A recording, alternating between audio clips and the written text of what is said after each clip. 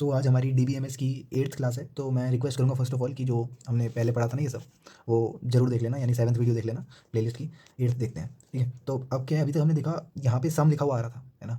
मतलब retrieve A values of R, यानी R relation, A मतलब एट्रीब्यूट है ये, those are more than some B values of S. अभी तक हमने ऐसे क्वेश्चन देखे थे, है ना? कैसे करना है वो हम पहले डिस्कस कर चुके हैं। अब देखते हैं एवरी की क्या बात आती है। एवरी मतलब सभी के, सभी से ज़्यादा हो, है ना? तो रिट्रीव करना है ए की वैल्यूज़ को, जो कि मोर मतलब ग्रेटर देन एवरी, एवरी मतलब सभी बी की वैल्यूज़ एस में से। तो हम ऐसे कह सकते हैं कि मान लेते हैं कि यूनिवर्सल सेट में से, क्योंकि हमें एवरी हम निकाल नहीं सकते हैं ना, हमें एवरी की कोई कंडीशन नहीं पता है, तो हम ऐसे कह सकते हैं कि अगर हम सारे के सारे ए की एट ए वैल्यूज़ में से अगर हम जो मोर देन एवरी नहीं है उनको अगर माइनस कर देते हैं, यानी सेट डिफरेंस कर देते हैं, तो हमारे पास एवरी निकल के आ जाएगा। कह सकते हैं ऐसा? तो वही एक्चुअली हमने करा है, ये नॉट है ना, तो not greater than every, not greater than every को हम ऐसे भी लिख सकते हैं कि A values not greater than every B values. इसको मैंने ऐसे लिख दिया, ठीक है? इस नॉट को मैं अंदर ले आया जस्ट तुम्हें बताने के लिए, ठीक है? अब ए की वैल्यू बी से ज़्यादा नहीं है, इसका मतलब क्या है कि ए की वैल्यू या तो कम है या बराबर है बी से, और यहाँ एवरी की जगह सम आ जाएगा। समझ में आ रहा है? तो यानी ये हम पहले पढ़ चुके हैं, और हमें इससे ये निकालना है। कैसे निकालेंगे? Minus of all A values of R, ठीक है? एक बार पैटर्न समझ जाओगे तो तुम चुटकी बजा के क्वेश्चन कर लोगे। तो हमारे पास मान लो ए है 10 20 30 40, तो बी है हमारे पास 15 25 30।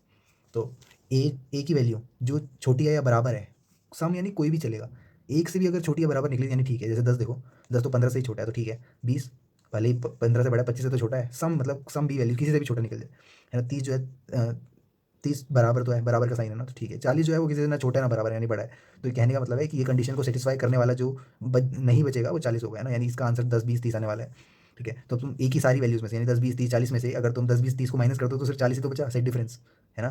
तो यानी 40 इज़ द आंसर कह सकते हैं। या इसको हम कैसे लाए, तो हम बोलेंगे इसको कि ये चीज़ हमने पहले पढ़ ली थी।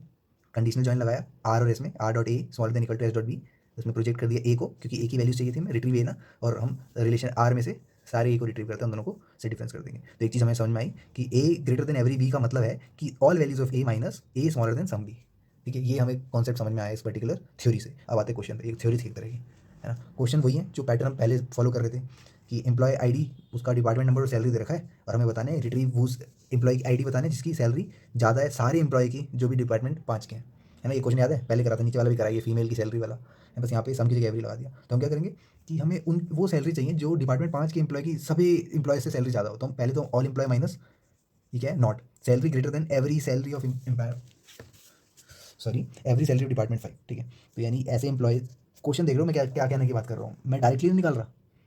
तुम पूछ रहे हो कि सैलरी सभी से ज़्यादा होनी चाहिए डिपार्टमेंट 5 के, तो मैंने क्या करा, सभी से ज़्यादा जिनकी सैलरी है उनको नहीं लेते हैं, मतलब जिनकी सैलरी सभी से ज़्यादा नहीं है उनको हटा देते हैं सभी एम्प्लॉयज़ में से, तो वही हमें आंसर मिल जाएगा। यही हुआ है, ठीक है? तो हम इसको कैसे लिख सकते हैं कि सैलरी जो है वो smaller than equal to some, every की जगह सम आ जाएगा और ग्रेटर की जगह स्मॉलर देन इक्वल टू आ जाएगा, नॉट की वजह से, है ना? लॉजिक प्रेडिकेट लॉजिक्स वगैरह में हम देखते थे, है ना? एवरी की जगह सम आ जाएगा। सैलरी ऑफ डिपार्टमेंट 5, क्वेश्चन में डिपार्टमेंट 5 दे रखा है तो 5 लेंगे। सब्ट्रैक्ट कर देंगे ई I D, E I D क्यों ले रहे हैं? क्योंकि रिट्रीव कर रहे हैं ई आई डी को, तो हम ई आई डी यानी projection of E I D employ minus projection of E I D, इसके अंदर जो होगा काम वो हमने पहले पढ़ रखा है ना? तो हम बस एक कदम आगे बढ़े थे जो कि मैंने तुम्हें बता दिया है। तो एम्प्लॉय, यहाँ पे कंडीशनल जॉइन लगाया, sale smaller than equal to S, क्योंकि सेम है ना? एम्प्लॉय टेबल है, वहाँ ऊपर ए और बी था तो इसलिए दिक्कत नहीं है, तो इसको रीनेम करना पड़ेगा। मगर फर्स्ट ऑफ ऑल डिपार्टमेंट 5 के लोगों को अलग से मैंने सेलेक्शन कर दिया, पहले डिपार्टमेंट 5 जो है सेलेक्ट कर दिया एम्प्लॉय में से, उसके बाद रीनेम करके आई डी एस कर दिया, जिसमें सैलरी जो है कंडीशन फॉलो कर रही है स्मॉलर देन इक्वल टू वाली, ठीक है? क्लियर? नीचे देखो, एम्प्लॉय आईडी दे रखा है, सैलरी दे रखा है और जेंडर दे रखा है। हमें एम्प्लॉय आईडी और फीमेल बताने जिसकी वो salary more than every male, सभी मेल से ज़्यादा है। तो हम क्या बोल सकते हैं कि फीमेल की सैलरी सभी मेल से ज़्यादा है, वो निकालने के लिए हम क्या करेंगे, उसके आगे नॉट लगा देंगे और माइनस कर देंगे सारी फीमेल एम्प्लॉयज़ में से, तो हमें वही मिलेगी जो क्वेश्चन मांग रहा है, ठीक है? तो हम इसको ऐसे कह सकते हैं कि female salary smaller than equal to, greater than मांग रहे थे ना, smaller than equal to some, every की सम सैलरी ऑफ मेल, ठीक है? यहाँ मेल था, तो ये चीज़ हम पहले निकाल चुके हैं, ठीक है? इनफैक्ट 7th वीडियो के आखिरी में क्वेश्चन में हमने यही करा था। तो ये तुम्हें इजीली पता है, ऑल फीमेल एम्प्लॉय कैसे निकलेगा, प्रोजेक्ट कर देंगे एम्प्लॉय आईडी, क्योंकि एम्प्लॉय आईडी मांग रहे हैं, है ना? तो जेंडर फीमेल है एम्प्लॉय का, और सेपरेट कर रहे हैं, प्रोजेक्ट कर रहे हैं एम्प्लॉय आईडी को, ब्रैकेट के अंदर जो काम हो रहा है ये हम पहले भी कर चुके हैं, तो एक बार दोबारा रिवाइज करा देता हूँ। फीमेल एम्प्लॉय जिनकी salary smaller than equal to some salary of male employ, तो फर्स्ट ऑफ ऑल फीमेल और मेल को हम क्या करेंगे, सेलेक्ट करेंगे। तो यहाँ पे हमने सिलेक्शन कर दी जेंडर फीमेल एम्प्लॉय में से और जेंडर मेल एम्प्लॉय में से। उसके बाद दोनों एम्प्लॉय टेबल के थे तो रीनेम करना जरूरी था, तो मैंने ई आई डी को आई, सैलरी को एस और जेंडर को जी कर दिया कैपिटल में। तो ये जो कंडीशन फॉलो कर रहा है that would be the answer. हो क्लियर? अच्छा, एसक्यूएल में क्या होता था कि क्वेश्चन अगर ऐसा आता था, ये इंटरव्यू पॉइंट ऑफ क्वेश्चन जो होते हैं, है ना? ऐसे भी पूछ सकते हैं वो कि रिट्रीव ई आई डी वो गेट मैक्सिमम सैलरी। तुम्हें एम्प्लॉय टेबल दे रखा है, उसमें एम्प्लॉय आई डी और सैलरी दे रखा है, तो ये तो बच्चों का खेल है अगर एसक्यूएल की बात है ना? Select E I D from E M P, फिर सैलरी जो मैक्स सैलरी, तो हम मैक्स नाम का एक एग्रीगेट फंक्शन लगाते थे ना, मैक्स नाम का। एसक्यूएल में तो आसान है, मगर रिलेशनल अलजेब्रा में कैसे हो, तो अभी तक हमने देखा कि ए जो है ग्रेटर देन एवरी बी है, तो इसको सॉल्व करने के लिए हम क्या करते थे, all A minus A smaller than equal to some B. अभी तक हमने ये देखा ना, शॉर्ट में मैंने लिख दिया यहाँ, ठीक है। तो एक चीज़ देखो कि एक ऐसा समझो कि एक क्लास में जो है मान लेते हैं कि सबकी सैलरी जो है यहाँ पे है, ठीक है, 10 20 30 40। तो तुम एक बात बताओ कि मैं ऐसे बोलूँगा कि सबसे ज़्यादा सैलरी किसकी है, तो वो तो 40 है ना, मगर इस सेट के अंदर 40 खुद भी तो है, तो हम ग्रेटर देन नहीं बोल सकते, ग्रेटर देन इक्वल टू लगाना पड़ेगा, समझ में आया। Because all 40 is included in the set, 40 खुद भी इंक्लूड है सेट के अंदर। तो क्लास में कभी भी किसी की सबसे ज़्यादा नंबर नहीं आ सकते, सबसे ज़्यादा और बराबर नंबर आ सकते हैं, और लगे ओ आर वाला, ठीक है। इसका मतलब क्योंकि वो खुद से कैसे कम्पीट करेगा, है ना, अपने अपने तो बराबर ही है उसके नंबर, वो भी तो क्लास का हिस्सा है। तो that is what I want to say. तो यहाँ पे हमें रिट्रीव करना है मैक्सिमम सैलरी। तो एम्प्लॉय आईडी वो सैलरी मैक्सिमम, यानी इसको कहने के लिए एम्प्लॉय आईडी वो सैलरी जो हो ग्रेटर देन इक्वल टू क्यों लगा, समझ में आया, क्योंकि वो खुद भी तो है उस सेट में, उस खुद भी तो है उस टेबल में, तो इसलिए वो इक्वल टू कंडीशन फॉलो होनी चाहिए, एवरी सैलरी ऑफ एम्प्लॉय, ठीक है। या इसको ऐसे कह लो कि all employ ID of employ, ठीक है, क्योंकि क्वेश्चन एम्प्लॉय आईडी मांग रहा है, माइनस एम्प्लॉय आईडी वो सैलरी स्मॉलर देन, ये देख रहे हो जो दो, एक होता है ग्रेटर देन, एक होता है स्मॉलर देन, एक होता है इक्वल टू। अगर यहाँ पे तुम्हें ग्रेटर देन इक्वल टू दिख गया तो यहाँ स्मॉलर देन होगा ना, क्योंकि सब्ट्रैक्ट कर रहे हैं, सब्ट्रैक्ट मतलब सेट डिफरेंस कर रहे हैं ना, तो यहाँ पे अपोजिट होना चाहिए। अभी हमने पिछले क्वेश्चन में यही देखा था, बस वहाँ पे इक्वल टू का चक्कर नहीं था, सम सैलरी ऑफ एम्प्लॉय। कर देते हैं इसको सॉल्व, सिंपल। प्रोजेक्ट कर दिया एम्प्लॉय आईडी को, प्रोजेक्ट कर दिया एम्प्लॉय आईडी को, अंदर क्या करा, एम्प्लॉय ईएमपी रीनेम करा आई और एस, क्योंकि दो ही एट्रीब्यूट्स थे जिसकी सैलरी जो है सैल जो है स्मॉलर देन एस से। क्लियर, यही क्वेश्चन डिमांड कर रहा था। तो इस तरह से हम मैक्सिमम सैलरी निकालते हैं relation algebra. Talking about minimum salary, तो मिनिमम में क्या करेंगे, मिनिमम क्या होगी, जैसे यहाँ पे 10 है, 10 तो खुद से तो बराबर ही है ना, खुद का मिनिमम थोड़ी हो सकता है, तो यहाँ पे स्मॉलर देन इक्वल टू वाली कंडीशन है, या यहाँ पे ग्रेटर देन कह लेते हैं, ठीक है। या ऐसे अगर मैं थोड़ा लॉजिकली सोचें तो एम्प्लॉय सारी एम्प्लॉय आईडी में से वो एम्प्लॉय आईडी माइनस कर रहे हैं जो जिसकी सैलरी खुद से तो ज़्यादा ही है, कुछ मतलब कुछ एम्प्लॉय से तो ज़्यादा ही है, यानी वो मिनिमम नहीं है, समझ में आया। कहने का मतलब है कि ऐसे एम्प्लॉयज़ इस जैसे इधर देखो, 40 जो है वो कुछ से तो ज़्यादा ही है, 30 से भी ज़्यादा है, 20 है ना, 30 जो है कुछ से तो ज़्यादा है 20 और 10 से, 20 जो है कुछ से तो ज़्यादा है 10 से, मगर 10 जो है वो कुछ से ज़्यादा भी नहीं है, समझ में आ रहा है। तो वो जो है सब्ट्रैक्ट करने का आंसर आ जाएगा, that's what minimum salary means, है ना। तो हमने सेम प्रोजेक्ट करा एम्प्लॉय आईडी को, सेम करा यहाँ पे, और यहाँ ग्रेटर देन की कंडीशन थी तो ग्रेटर देन लगा दिया। तो इस चीज़ में दिक्कत नहीं आनी चाहिए, पहले से डिस्कस हो चुका है। आगे बढ़ते हैं। ये देखो एम्प्लॉय आईडी दे रखा है, सैलरी दे रखा है, और डिपार्टमेंट नंबर दे रखा है। एम्प्लॉय आईडी वो get maximum salary for each department. इस बार हर डिपार्टमेंट की बात है। देखो इस क्वेश्चन का एक बार आंसर देखोगे ना, मैं नीचे देखो ध्यान से, क्वेश्चन का आंसर एकदम वही है, बस यहाँ पे क्या लगा, intersection of department number D है। मैं चाहता तो यहीं पे लिख देता, है ना, यहीं पे लिख देता इसके नीचे, कि अगर कोई पूछे कि हर डिपार्टमेंट का पूछे तो यहाँ पे इंटरसेक्शन लगा के डिपार्टमेंट नंबर लिख दे। मगर अलग से क्वेश्चन इसलिए बनाया कि तुम्हें क्लियर पिक्चर आए, ठीक है। यहाँ क्लियर पिक्चर आना जरूरी है, क्योंकि क्वेश्चन सेम नहीं रहते, क्वेश्चन बदलते हैं, और कॉन्सेप्ट क्लियर होना चाहिए। तो यहाँ पे क्या बोल रहे हैं कि हर डिपार्टमेंट में सैलरी सबसे ज़्यादा होनी चाहिए, ठीक है। फॉर एग्जांपल ये एक उदाहरण के लिए दे दिया है, एम्प्लॉय आईडी दे रखी है 1 2 3 4 5, सैलरी दे रखी है 40 60 30 30 40। अब शुरू के जो है 3 डिपार्टमेंट 2 के हैं, और नीचे के 2 है डिपार्टमेंट 3 के, तो आंसर आना चाहिए, क्योंकि मैक्सिमम बोल रहे हैं, तो सबसे ज़्यादा सैलरी मुझे 60 दिख रही है डिपार्टमेंट 2 की, और नीचे देखो डिपार्टमेंट 3 में सबसे ज़्यादा 40 है ना। तो अलग अलग डिपार्टमेंट है, 2 डिपार्टमेंट नजर आ रहे हैं तुम्हें, एक 2 डिपार्टमेंट नंबर 2, एक डिपार्टमेंट नंबर 3, है ना। तो हमें हर डिपार्टमेंट की मैक्सिमम सैलरी बतानी, कैसे पता चलेगी, तो पहले एम्प्लॉय आईडी वो salary greater than equal to every employee of same department, है ना, डिपार्टमेंट सेम होना चाहिए। ये क्या होगा, equal to all employ ID, सभी एम्प्लॉय आईडीज को सेपरेट कर देंगे, एम्प्लॉय आईडीज वो सैलरी स्मॉलर देन, समझ में आया। अब तो समझ में आ गया, मैक्सिमम जब भी होता है इक्वल टू आता है, और स्मॉलर देन क्यों लेंगे, क्योंकि अपोजिट है ना। Some employ of same department, same मतलब उनका खुद का देयर ओन डिपार्टमेंट, है ना। तो ये कुछ इस तरह से है कि ऑल एम्प्लॉय आईडीज तो E1 E से E5 तक हो गया, और एम्प्लॉय आईडी वो सैलरी जो है वो स्मॉलर देन है, यानी अपने डिपार्टमेंट के लोगों में से देखो, जैसे E1 E2 E3 जो है सेम डिपार्टमेंट के हैं, तो यहाँ स्मॉलर देन सैलरी किसकी है, E1, क्योंकि 60 बड़ा है, 60 को देखोगे तो 30 और 40 से बड़ा है, तो ये तो नहीं आ सकता, क्योंकि अपने डिपार्टमेंट में छोटा तो होना चाहिए, मतलब स्मॉलर देन है ना। तो E3 भी आ गया क्योंकि 30 है। सिमिलरली E4 आ गया, क्योंकि 30 और 40 में से 30 छोटा है ना। तो इन दोनों को सेपरेट करेंगे तो बचेंगे क्या, मैक्सिमम सैलरी वाले। तो हमने क्या करा, एम्प्लॉय आईडी को प्रोजेक्ट कर दिया, एम्प्लॉय आईडी को प्रोजेक्ट करा, एम्प्लॉय कंडीशनल जॉइन रीनेम कर दिया एम्प्लॉय को, यहाँ पे सैलरी स्मॉलर देन ऐसा आना चाहिए, और इंटरसेक्शन में department number D equal to D होना चाहिए, ठीक है। इक्वल टू डी मतलब डी ये रहा, और डिपार्टमेंट नंबर ये रहा, यानी जब हम वो करेंगे इसका क्रॉस प्रोडक्ट करेंगे तो 2 कॉलम्स आएंगे डिपार्टमेंट नंबर के, तो एक डिपार्टमेंट नंबर नाम से, एक डी नाम से, है ना। तो जब ये दोनों इक्वल होंगे तो इसका मतलब वो सेम डिपार्टमेंट की बात हो रही है। क्लियर, तो यही है तरीका, ठीक है। ये डी कोई कॉन्स्टेंट नहीं है, वेरिएबल है, जैसे डिपार्टमेंट नंबर है वैसे ही डी है, बस रीनेम कर दिया है, ध्यान रखना इस बात। क्वेश्चन देखो एक और। तो फैमिली है, पेरेंट चाइल्ड, और चाइल्ड की डेट ऑफ बर्थ है। Retrieve youngest child of each parent, youngest child यानी अभी जो आजकल की जेनजी जनरेशन वगैरह है वो कितने कितने साल की होगी, 2005 की, 2006 की, है ना, बल्कि और हम लोग कितने साल के हैं, कोई 1999 का होगा, है ना, कोई 98 का होगा। मतलब ये होता है कि जितना यंगेस्ट होता है उसकी जो डेट ऑफ बर्थ होती है ना उतनी ज़्यादा होती है, ज़्यादा होती है, ज़्यादा इन द सेंस कि वो लेट पैदा हुआ है ना, मतलब तुम ऐसे समझ लो। ठीक है। तो ये देखो पेरेंट है ए, यानी ये पेरेंट है ए, इनके बच्चे हैं बी सी डी, और ये दूसरे पेरेंट है ई, इनके बच्चे हैं एफ और जी। ठीक है, जस्ट तुम्हें दिखाने के लिए, एक्चुअल में क्वेश्चन के साथ ही है क्योंकि तुम्हें समझ में आ गया इससे। डेट ऑफ बर्थ है 1995 1998, चाइल्ड की है ध्यान रखना 1999, और सिमिलरली ये सब है। तो रिट्रीव करना है यंगेस्ट चाइल्ड को, है ना। तो यंगेस्ट चाइल्ड मतलब जिसकी डेट ऑफ बर्थ सबसे ज़्यादा होगी। तो यहाँ देखो इन तीनों में से मेरे को सी दिख रहा है 1998 वाला, ठीक है, बाकी हुए कंपैरिजन में। और जिसके पेरेंट्स ई हैं उसमें से हमें दिख रहा है जी, है ना। ये तो वही हो गया डिपार्टमेंट वाला बात हो गई है ना। तो तुम्हें रिट्रीव करना यंगेस्ट चाइल्ड, तो हम कहेंगे चाइल्ड जिसकी date of birth greater than equal to every child D of same parent. ठीक है, क्योंकि ईच पेरेंट की बात करिए, हर पेरेंट यानी वही है कि हर डिपार्टमेंट, ईच डिपार्टमेंट, है ना, जैसे पिछले क्वेश्चन में था। तो all child minus child whose D smaller than. समझ में आया क्यों? क्योंकि ये यंगेस्ट की बात हो रही है, यानी वही मैक्सिमम। देख रहे हो दोनों क्वेश्चन सेम है, इससे पिछले वाला क्वेश्चन भी यही था, मगर किस तरह से लैंग्वेज चेंज कर दी कि हमें समझने में पड़ रहा है इसको, है ना। तो यही होता है क्वेश्चन का तरीका। ये यंगेस्ट मतलब मैक्सिमम, तो ग्रेटर देन इक्वल टू क्यों आएगा मत पूछना, क्योंकि यही डिस्कस हो चुका है। और child whose D smaller than some child D same parent is important.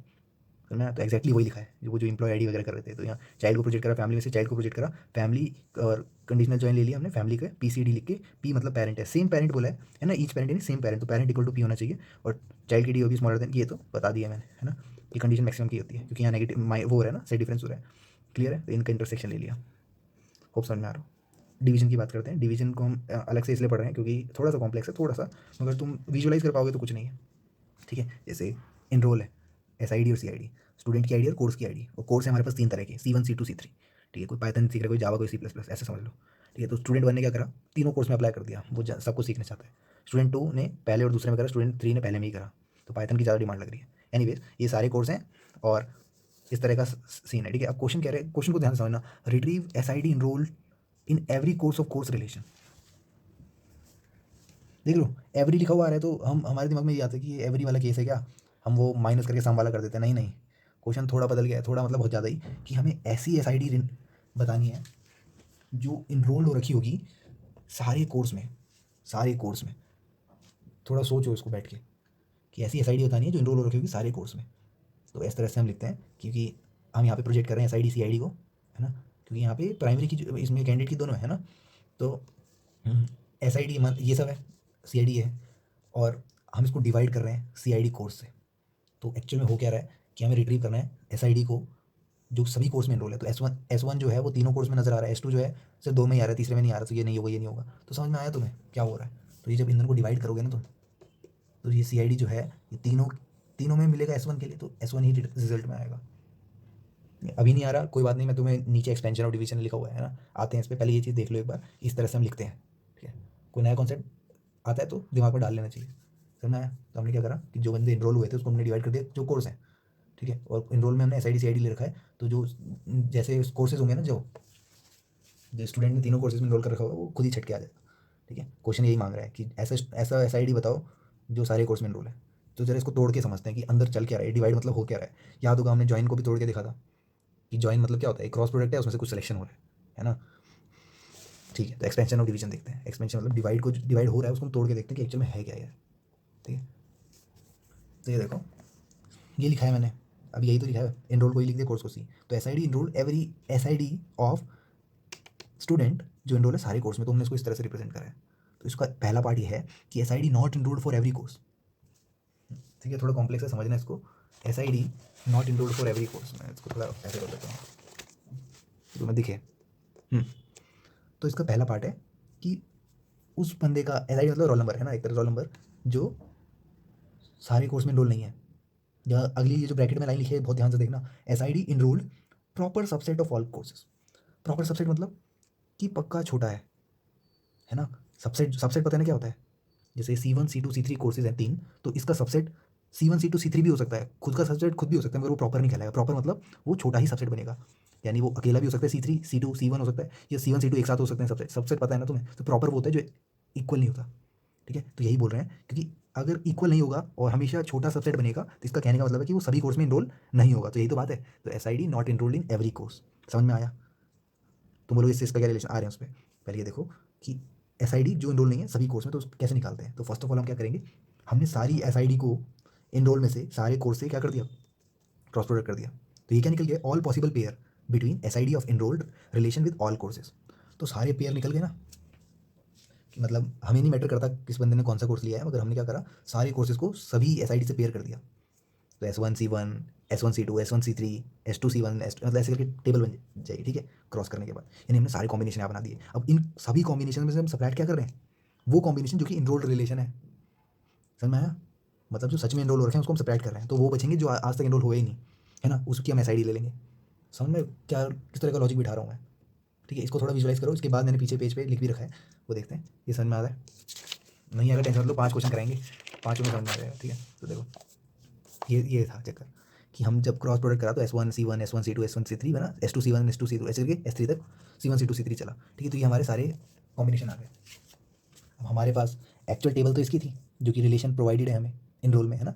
तो अब जब इन दोनों को सबट्रैक्ट करेंगे ना तो हमें क्या मिलेगा, S1C1 तो काट देंगे, क्योंकि इसका मतलब ये है कि ये अगर यहाँ दिख जाए ना तुम्हें तो उसको हटा दो, जो नहीं दिखेगा वही रहने दो। समझ में आया? तो हमने S1 हटा दिया, चलो भाई ये भी हटा दिया, S1C2 भी नजर आया, S1C3 माइनस कर दो एक तरह से, बचा क्या, S2C1 भी हटा दिया, S2C3 नहीं है, ठीक है, S2C3 कहीं दिख रहा है, नहीं दिख रहा, ये बच गया, S3C1 दिख रहा है, काट दो, S3C2 भी नहीं दिख रहा है, S3C3 भी नहीं दिख रहा, तो जो नहीं दिख रहा वही आंसर बचेगा।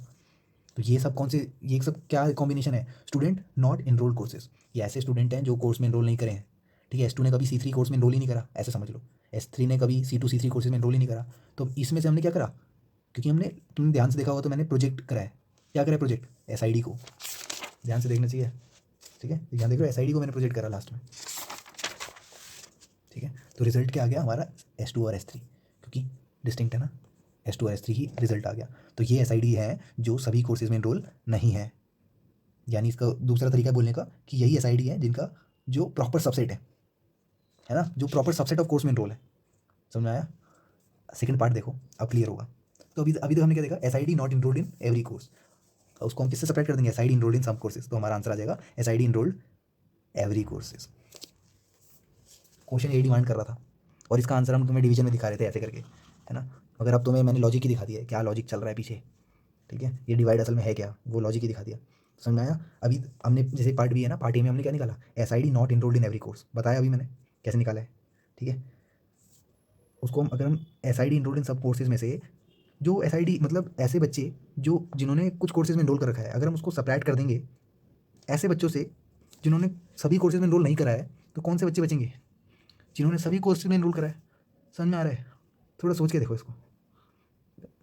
तुम्हारे पास बच्चों की लिस्ट है जिनने कोर्स में इनरोल कर रखा है, और तुम्हारे पास ऐसी भी लिस्ट है जिन बच्चों ने जिन बच्चों ने सभी कोर्सेज में इनरोल नहीं कर रखा है। तो जैसे ही तुमने उनको हटा दिया तो वही बच्चे बचेंगे जिन्होंने सब कोर्सेज में इनरोल कर रखा है ना, ठीक है। तो इसको हमने इस तरह से लिखा था, projection of SID CID of enroll divide करा है projection of CID of course. तो हम इसको कैसे लिख सकते हैं, ये चीज़ मैंने तुम्हें बता दी है। इसको लिखने का तरीका है प्रोजेक्शन ऑफ एसआईडी एम्प्लॉय नहीं इनरोल, है ना। और माइनस करा हमने, ये कैसे निकाला हमने, इन दोनों के सारे कॉम्बिनेशन निकाले, एसआईडी सीआईडी के, सेपरेट कर दिया उसको जो एक्चुअल में है उससे। देखना इसका इनरोल रिलेशन, ये देख लेना वीडियो पीछे करके, है ना, दोबारा समझना क्योंकि इंपॉर्टेंट है। तो इनरोल रिलेशन में से हमने सब सारी कॉम्बिनेशन को इनरोल रिलेशन में से सेपरेट कर दिया, सारे कॉम्बिनेशन डेफिनेटली ज़्यादा आएंगे, है ना। उसमें से एसआईडी निकाली, उसको सेपरेट करा इससे, तो वही चीज़ हो गई। तो नोट क्या है, division can be expressed using projection, cross product and set difference basic operations, ठीक है। तो डिवीजन को भी हमने एक्सप्रेस करने का तरीका देख लिया। तो इससे हमें क्या क्या चीज़ समझ में आती है इस पर्टिकुलर इनरोल और कोर्स के एग्जांपल से, कि अगर ए बी हमें दे रखा है, मतलब ए बी अगर यहाँ पे है projection of A B of R, इसको अगर हम डिवाइड कर रहे हैं projection of B of S, या इसको ऐसे समझ लो कि A1 B1 A1 B2 A1 B3 रखा है, A2 B2 और A2 B3, है ना। ये कुछ भी हो सकते हैं, कोई भी एट्रीब्यूट हो सकते हैं, जिसको मैं बताने के लिए कि ये देखो A1 जो है वो सभी B के साथ है, क्योंकि B टोटल 3 ही है, B1 B2 B3, है ना। इसका मतलब इसका आंसर जो आने वाला है वो A1 आने वाला है, A1 B1 आने जो भी है A1 आना चाहिए, ठीक है। तो यहाँ पे हम इसको किस तरह से लिख सकते हैं, पहले स्टार्ट करोगे ना लिखना जब आंसर, तो यहाँ से मत लिखना, यहाँ से लिखना कि पहले सारे कॉम्बिनेशन, क्योंकि ये तुम्हें विजुअल्स देगा, पहले सारे combination of cross product of A and B projections, उसको सेपरेट कर देंगे जो एक्चुअल में है, ये एक्चुअल में है ना, ये एक्चुअल में है, मतलब हमें टेबल मिल रही है इसकी। जब इसको हम सेपरेट कर देंगे सम में से, क्योंकि देखो लिखा हुआ है यहाँ पे, ये असल में क्या बता रहा है कि इसका प्रोजेक्शन क्या बता रहा है, प्रोजेक्शन वे बता रहा है कि A value which paired by proper subset of B value. जब भी मैं बोलूँ ना पेयर्ड बाय प्रॉपर सबसेट, तो इसको ऐसे समझ लेना not paired by every B.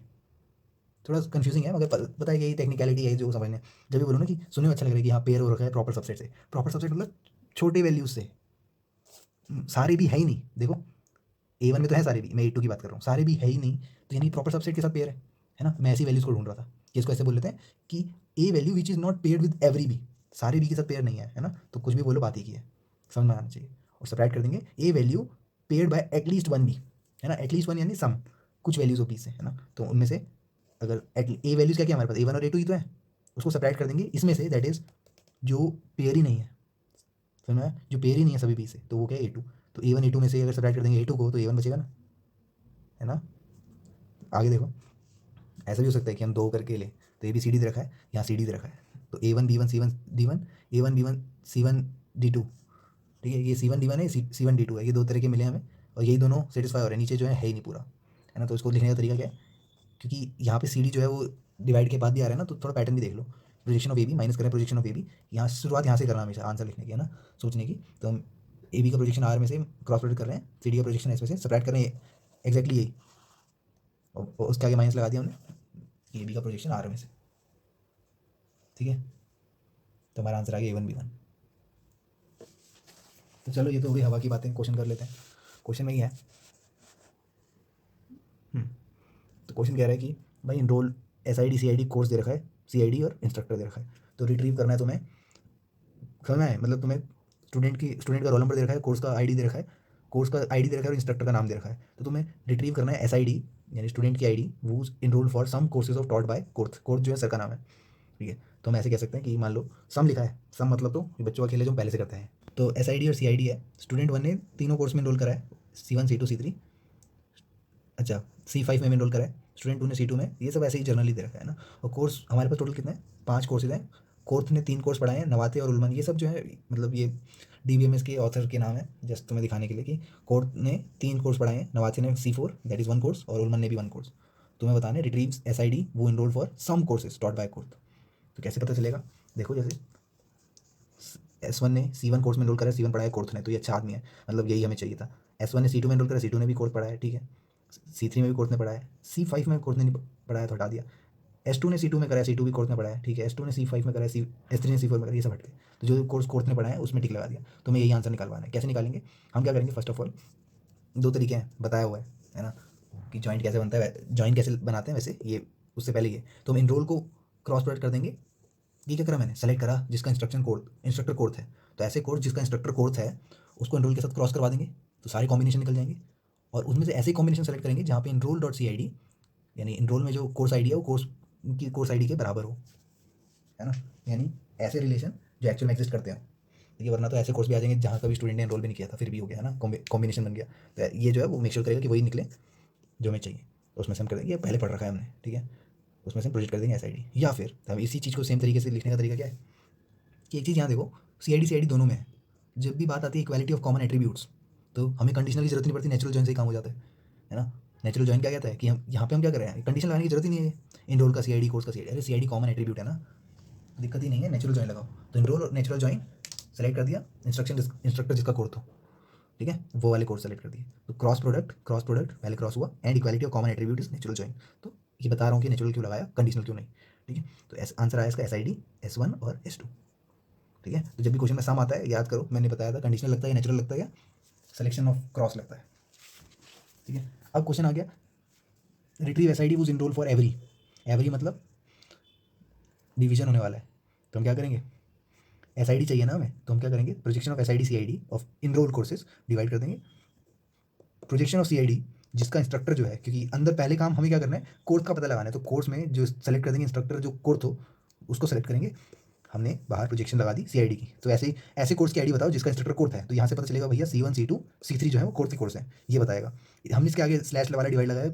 और हमने SID CID निकाल दिया ये चीज़, और इसमें से सिर्फ वही आदमी बच के निकलेगा जो सभी कोर्स के कोर्सेज में अप्लाई करता है, दैट इज S1 को देखो, कोर्स के 3 ही कोर्स है C1 C2 C3, और S1 जो है वो तीनों में है, बाकी कोई नहीं है, तो इसका आंसर S1 आ जाएगा आउटपुट, समझ में आया। या हमने जो वो सेट डिफरेंस वाला तरीका करा है ना, या तो तुम ऐसे कर दो, क्वेश्चन का आंसर ये भी हो सकता है, या हमारा MSQ होगा या ऐसा दे ही नहीं रखा होगा ऑप्शन, तो ये करेंगे, तो इसमें क्या करेंगे हम कि फर्स्ट ऑफ ऑल पहला काम है हमें कि SID और CID का क्या कराना, क्रॉस करवाना, क्रॉस प्रोडक्ट, जिससे कि सारे कॉम्बिनेशन निकल आए, उसमें से SID CID का इनरोल वाला प्रोजेक्शन है वो सब्ट्रैक्ट कर देंगे जो कि एक्चुअल में है, ठीक है। तो बचेंगे वो, इनसे क्या निकला, SID pair with every course, course. SID pair है सारे कोर्स के कोर्स में, है ना। ये दोनों कोर्स का कोर्स लेना, ध्यान रखना है। तो नीचे वाले तो पहले ही गायब हो गए, तभी मैंने काटा है, ठीक है। दिख रहा है ना तुम्हें?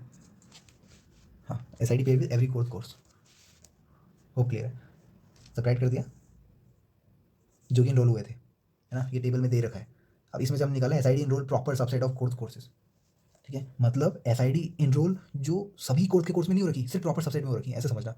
यानी ये बुरी बात है, देखने में अच्छा लग रहा है, पहले मैं भी कंफ्यूज था कि प्रॉपर सबसेट मतलब कि कुछ तो बात होगी, मगर प्रॉपर सबसेट है यानी वो कोर्स के सभी कोर्स में इनरोल नहीं है, वो या तो एक में है या दो में है, क्योंकि टोटल 3 कोर्स है ना, तो ऐसा ही चक्कर है, ठीक है। तो वो सारे कोर्सेज हट जाएंगे, अगर सम कोर्सेज में से वो सारे कोर्सेज हट जाएंगे तो वही बचेगा जो एक्चुअल में तीनों कोर्स में इनरोल है ना। तो that is what it is finding.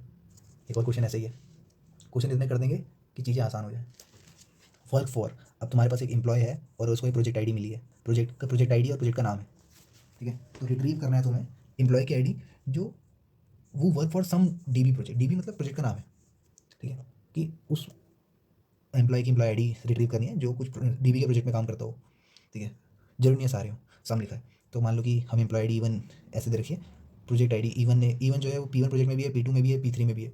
E2 जो है वो P2 में ही है, E2 जो है वो P3 में है, यानी 2 में है, और E3 जो है सिर्फ P3 में है ना। तो मान लो ऐसे दे रखा है, प्रोजेक्ट हमें दे रखा है, इनकी प्रोजेक्ट आईडी P1 से लेकर P4 तक है, और प्रोजेक्ट का नाम है, 2 डेटाबेस के हैं, दो, एक ऑपरेटिंग का है यानी P3 जो है ऑपरेटिंग का है, और P4 जो है नेटवर्किंग का है। ऐसे प्रोजेक्ट्स मिले हैं मान लो, ठीक है। जस्ट एक सिनेरियो है। तो क्या बनेगा, सम बोल रहे हैं ना, तो हम क्या करेंगे। अब तो ये आसान हो गया होगा क्वेश्चन सम वाले। तो पहले तो रिट्रीव करना है हमें एम्प्लॉय आईडी, तो पहले ही आंखें बंद करके याद रखो, प्रोजेक्ट कर दो एम्प्लॉय आईडी को। अब हमें क्या करना है, रिट्रीव वो work for some DB project, यानी डीबी होना चाहिए। तो हमें यहाँ क्या करने वाले हैं, सेलेक्ट करने वाले हैं जिसका प्रोजेक्ट का नाम डीबी हो, है ना। और उसको हम क्या कर देंगे, नेचुरल ज्वाइन कर देंगे वर्क फॉर में, क्योंकि पी आई डी क्या है, इक्वालिटी ऑफ कॉमन एट्रीब्यूट्स है, ठीक है। जैसे ऊपर वाला क्वेश्चन कह रहा, अब retrieve E I D whose work for every dB project. तो हम इसको कैसे करेंगे कि ई आई डी मांग रहा है ना जो, वो हम ऊपर रखेंगे। ये तुम इस तरह से सोचो इसको कि बहुत ही मतलब फनी सा वे है, मगर तुम ऐसे सोचो जैसे यहाँ देखो ऊपर, इसमें सी आई डी कट गया, कोर्स कट गया, बचा एस आई डी, है ना। ऐसे यहाँ पे पी आई डी कट गया, बचा क्या, ई आई डी। तो हमें ई आई डी तो रिट्रीव करनी है, तो इस तरह से ध्यान रखना कि ऊपर हमेशा ज़्यादा रखना, ऊपर 2 रखेंगे नीचे 1, है ना। ये उन लोगों के लिए जो पैटर्न एनालाइज करते हैं, ठीक है। अच्छी बात है पैटर्न एनालाइज करना, क्योंकि तुम दिमाग लगाते रहोगे पैटर्न वाला आंसर भी बता देगा। कभी कभी ऑप्शन खराब आते हैं, ठीक है। तो E I D P I D projection की वर्क फॉर का ले लेंगे और उसको हम डिवाइड कर देंगे पी आई डी से। तो यहाँ पे सिलेक्शन ऑफ क्या करा हमने, जिसका प्रोजेक्ट का नाम डी बी है वो ले लिया। तो यानी ऐसे एम्प्लॉय जो कि देखो E1 जो है वो दोनों में काम कर रहा है, तो ऐसे ही तो पकड़ना है जो कि सारे डीबी के प्रोजेक्ट में काम करे। डीबी के 2 ही प्रोजेक्ट में और दोनों में E1 काम कर रहा है, तो ऐसे बंदे को पकड़ना था। तो हमने अकॉर्डिंग टू दिस पकड़ लिया, ठीक है। या दूसरा तरीका क्या वो भी देख लेते हैं। अरे वाह, कुछ कमी था। देखो बार बार ये लिखने का रीज़न समझ लो क्यों, क्योंकि तुम्हें ऐसे नहीं करना पेपर में, ऑप्शंस होंगे वो तो देख के पता चल जाएगा, मगर तुम्हारे दिमाग में बैठना चाहिए। तो हम ये मैं W ले रहा हूँ वर्क फॉर को और P ले रहा हूँ प्रोजेक्ट को। तो एम्प्लॉय आईडी, है ना, प्रोजेक्ट हम क्या कर रहे हैं, एम्प्लॉय आईडी को प्रोजेक्ट आईडी से क्या करा रहे हैं, क्रॉस प्रोडक्ट करवा रहे हैं, जिससे कि सारे कॉम्बिनेशन निकल जाए। मगर सिर्फ ध्यान रखना हम सिर्फ प्रोजेक्ट नेम डीबी वाले के लिए कर रहे हैं। क्यों करना बेवजह ओएस और नेटवर्किंग वाले प्रोजेक्ट्स के लिए जब हमें वो चाहिए ही नहीं, है ना। तो every E I D of work for relation pair with all dB projects, तो हमने पेयर बना दिए। इवन तो वो ऐसे एम्प्लॉय होंगे जो काम भी नहीं कर रहे, फिर भी पेयर बन गए, ठीक है। तो हमने उन पेयर को सपरेट कर देंगे, क्योंकि ज़्यादा पेयर होंगे, उसमें से सपरेट कर देंगे जो एक्चुअल पेयर हैं। इससे क्या हुआ, ई आई डी सिर्फ वही ई आई डी निकली, वो not work for every dB project. समझ रहे हो, तुमने देखा कि वो जो एम्प्लॉय नंबर 1 था वो सभी प्रोजेक्ट में था डीबी के, सभी मतलब दोनों P1 और P2 ही डीबी के प्रोजेक्ट हैं, है ना। तो जब वो सब्ट्रैक्ट करेंगे ना तो वो गायब हो जाएगा। सब्ट्रैक्शन का यही तो मतलब होता है, बचे कौन से, P2 P3 वाले ही बचेंगे, ठीक है। तो इसकी वजह से क्या हुआ, जब टोटल में से P2 P3 जितने भी है ना एम्प्लॉय, टोटल में से जब उनको सब्ट्रैक्ट करेंगे ना तो बचेगा सिर्फ E1, क्योंकि वही असली बंदा था जो सभी डीबी के प्रोजेक्ट में काम कर रहा था, ठीक है। तो ये तरीका है, समझ में आया। सम में से हम सब्ट्रैक्ट कर रहे हैं जो कि एवरी में काम नहीं कर रहे उनको, तो एवरी में काम करने वाले मिल जाएंगे। होप क्लियर है, आज के लिए इतना ही।